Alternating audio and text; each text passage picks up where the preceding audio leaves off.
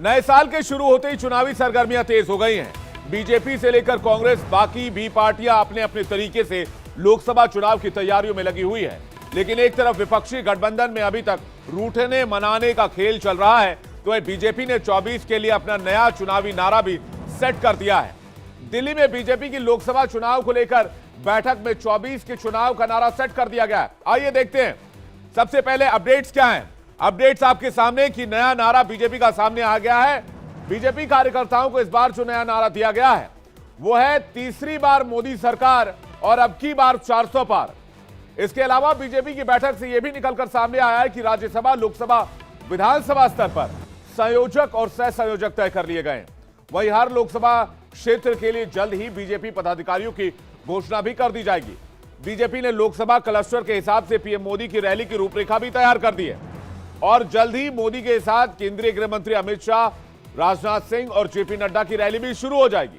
इसके अलावा बीजेपी में एक चुनाव कमेटी का गठन भी किया गया है जो रूठे हुए नेताओं से संपर्क करके उन्हें मनाने की कोशिश करेगी। इस समिति का काम यही होगा। अब आपको बता दें कि 2014 में बीजेपी ने अब की बार मोदी सरकार का नारा दिया था। 2019 के चुनाव में एक बार फिर मोदी सरकार का नारा दिया गया और इसके बाद जीत हासिल हुई और जीत ही नहीं, रिकॉर्ड जीत हासिल हुई। लेकिन इस बार बीजेपी तीसरी बार मोदी सरकार 400 पार के नारे के साथ चुनावी मैदान में उतरने जा रही है। यानी सवाल यह है कि आखिर 400 सीट तक बीजेपी पहुंचेगी कैसे, क्योंकि यह बात तो सच है कि पीएम मोदी का जादू उत्तर भारत और मध्य भारत में लोगों के सिर चढ़कर बोल रहा है।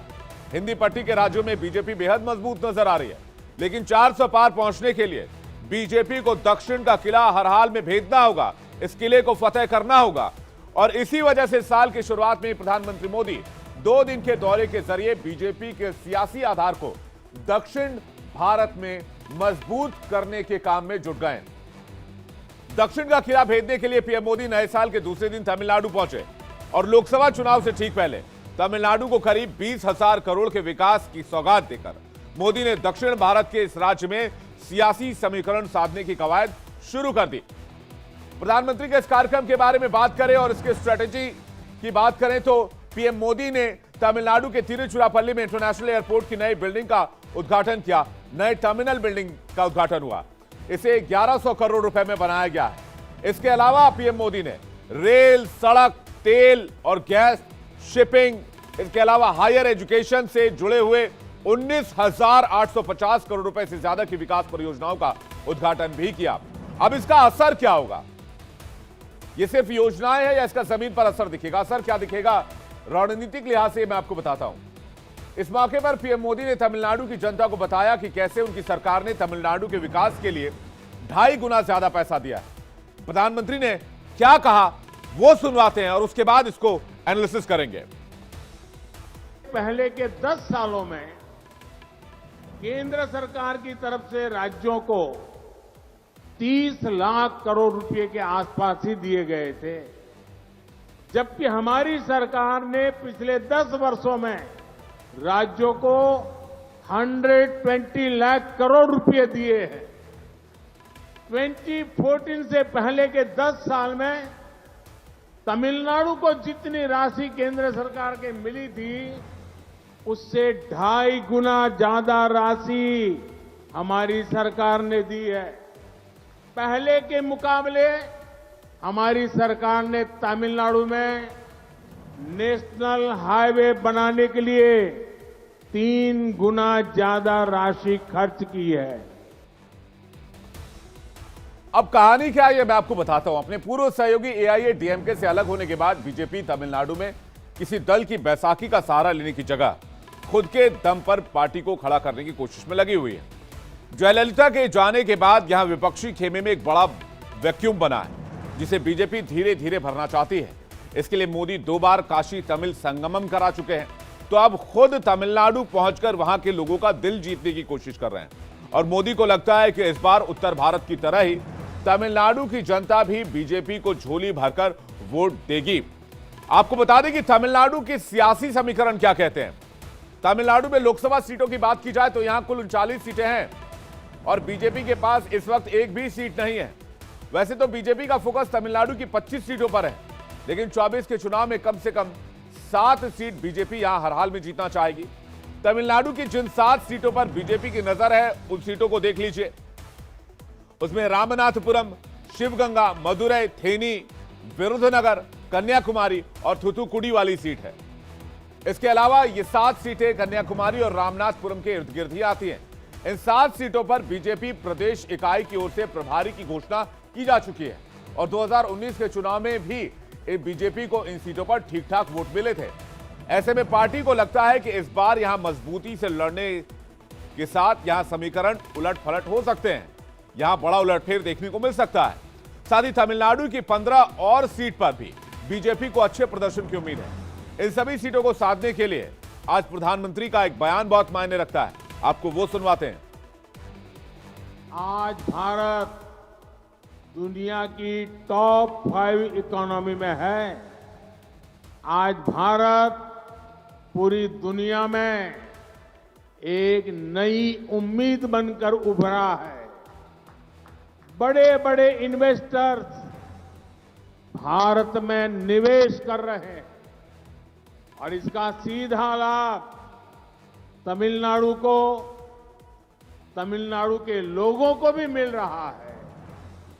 तमिलनाडु मेक इन इंडिया का बहुत बड़ा ब्रांड एम्बेसडर बन रहा है और यही वजह है कि वहां पर बीजेपी का असर दिखने लगा है। प्रधानमंत्री के इस बयान का असर कह लें, प्रधानमंत्री के विकास की नीति कह लें या प्रधानमंत्री का उस राज्य में निवेश, सरकार का निवेश कह लें, वहां मोदी मैजिक दिख रहा है। तमिलनाडु का एक वीडियो वायरल हो रहा है जिसमें सीएम स्टालिन जैसे ही अपना भाषण शुरू करने जा रहे थे, भीड़ में जो लोग बैठे हुए थे वो मोदी मोदी के नारे लगा रहे थे। आपको फुल स्क्रीन तस्वीर दिखाते हैं और देखिए किस तरह से प्रधानमंत्री इशारा कर रहे थे कि आप लोग शांत हो जाएं और वहां के सीएम को उनका भाषण पूरा करने थे। जरा फिर से देखिए video. Our Honorable Chief Minister of Tamil Nadu, Thiru M.K. Stalin, to address the gathering.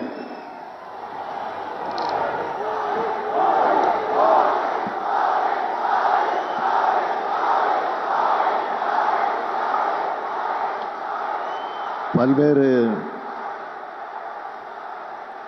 நிகழ்ச்சிகளில் பங்கேற்க வருகை தந்திருக்கும் तमिलनाडु से निकलने के बाद प्रधानमंत्री मोदी केंद्र शासित प्रदेश लक्षद्वीप पहुंचे, जहां लोकसभा की एक सीट है और इस सीट पर फिलहाल कांग्रेस का कब्जा है। लेकिन यहां भी कमल खिलाने की कोशिश है प्रधानमंत्री मोदी की और इसके लिए पीएम मोदी ने तमिलनाडु की तरह ही लक्षद्वीप को भी 1150 करोड़ की सौगात से नवाजा। सियासी संदेश देने की कोशिश की कि मोदी सरकार लक्षद्वीप के विकास के लिए कोई कोर कसर नहीं छोड़ना चाहती है। मुस्लिम बहुल लक्षद्वीप को केंद्र सरकार पर्यटन के तौर पर विकसित करने के मुहिम में जुटी हुई है। दक्षिण भारत के दौरे के दूसरे दिन पीएम मोदी केरल के वोटर्स का दिल जीतने की कोशिश करेंगे। यानी अब मैं आपको प्रधानमंत्री के आगे के कार्यक्रम के बारे में भी जानकारी दे देता हूं। बुधवार को केरल के त्रिशूर में मोदी 2 लाख महिलाओं के साथ एक विशाल जनसभा करने जा रहे हैं। दरअसल इस समागम के जरिए महिला आरक्षण विधेयक को सफलतापूर्वक संसद से पारित कराने के लिए प्रधानमंत्री मोदी को धन्यवाद दिया जाएगा।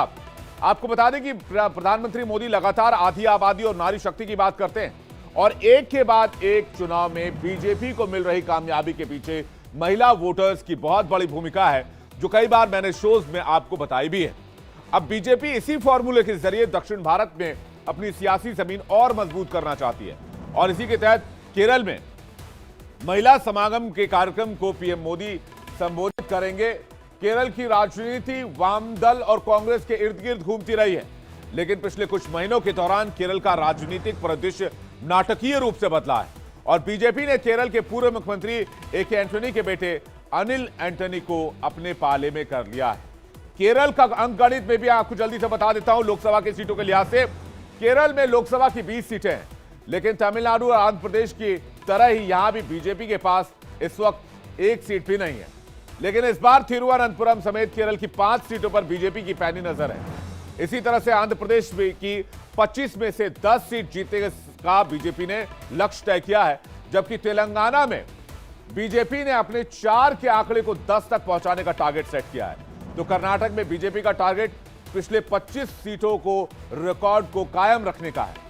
इस तरह से दक्षिण भारत की 130 में से बीजेपी इस बार 60 से ऊपर जाना चाहती है, यानी 60 सीटों से ऊपर जीतना चाहती है, जो 2024 में मिशन 400 प्लस में बीजेपी के लिए बहुत कारगर हो सकती है। 2019 के चुनाव में बीजेपी जब 303 के आंकड़े पर पहुंची थी, तब भी दक्षिण भारत से बीजेपी